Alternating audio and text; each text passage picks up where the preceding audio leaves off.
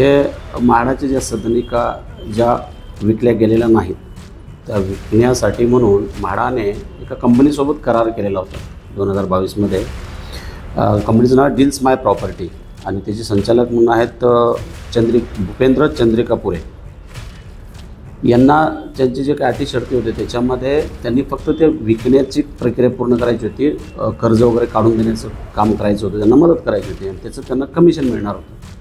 परंतु यांनी त्या आधारे जे कोणी लाभधारक आहेत त्यांच्याकडून परस्पर पैसे स्वतः घेतले, स्वतःच्या अकाउंटवर पैसे घेतले आणि ते म्हाडाला न देता स्वतःच्या फायद्यासाठी त्यांनी वापरलेले आहे। अशा आतापर्यंत ज्या काही 44 तक्रारी म्हाडाकडे गेल्या आणि ती तेव्हा त्यांनी पूर्ण शहानिशा केली, तर हे प्रकार निदर्शनास आल्यानंतर सर्वांची एकूण अमाऊंट जी आहे 1,39,00,000 समथिंग आहे।